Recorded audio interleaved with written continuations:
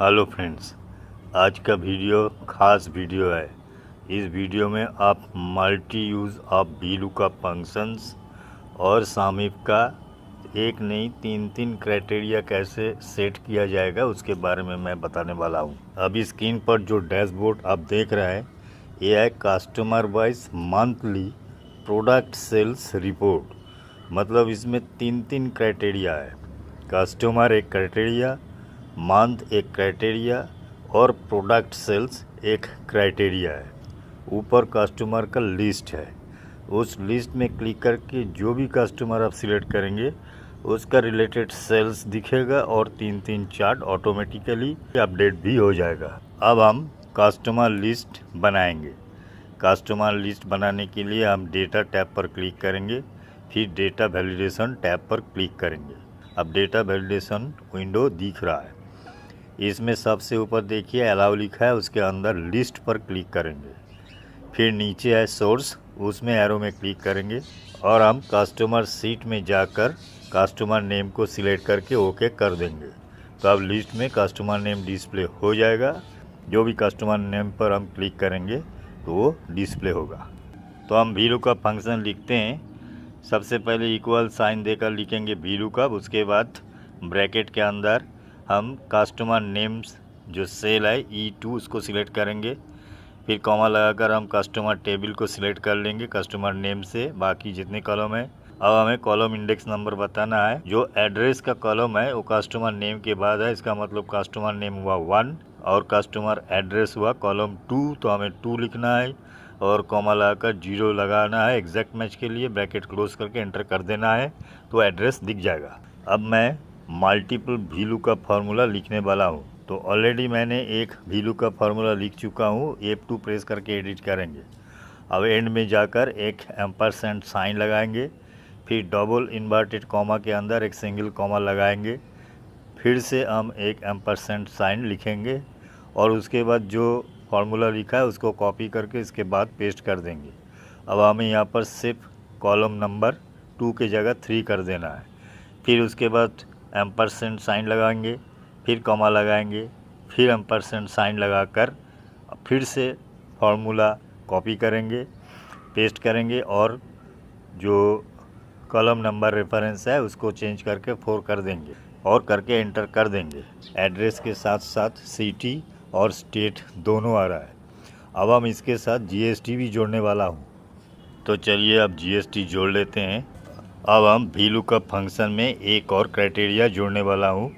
F2 press करेंगे edit mode में के लिए, फिर एम्परसेंड साइन लगाकर एक इन्वर्टेड कॉमा देंगे और उसके अंदर कॉमा लगाकर GSTN लिखकर इन्वर्टेड कॉमा क्लोज करके फिर एंड साइन लगाएंगे।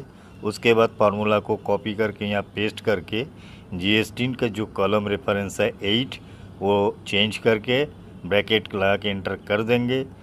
अब जैसे कोई कस्टमर नेम चेंज करेंगे तो उसके साथ साथ पूरा एड्रेस और GST नंबर भी चेंज हो जाएगा और एक ही लाइन में आ जाएगा।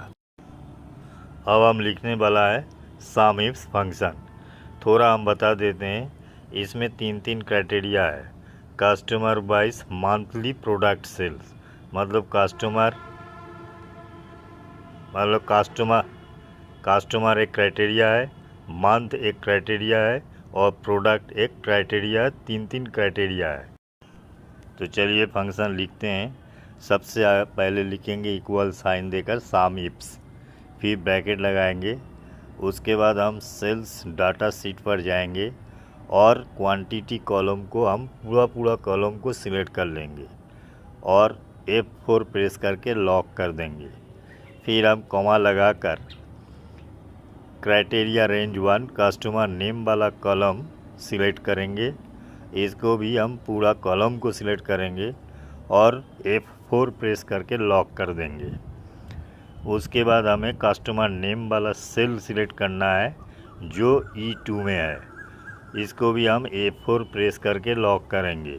उसके बाद क्राइटेरिया रेंज 2 हमें सिलेक्ट करना है मंथ। ये मंथ कॉलम है सेल्स डाटा शीट पर, देखिए कॉलम R को पूरा सिलेक्ट करके F4 से लॉक करेंगे। उसके बाद मंथ नेम वाला सेल है A6, इसको हम सिलेक्ट करेंगे लेकिन इसको रो को हम लॉक नहीं करेंगे क्योंकि हमें नीचे कॉपी करना है।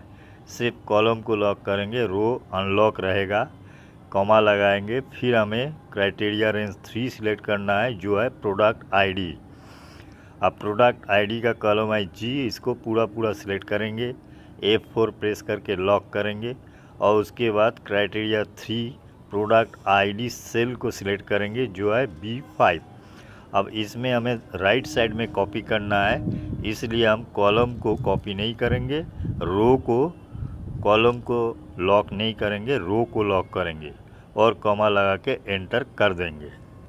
पूरा फार्मूला लिखने के बाद ब्रैकेट लगा के एंटर कर दीजिएगा तो आपको वैल्यू दिख जाएगा।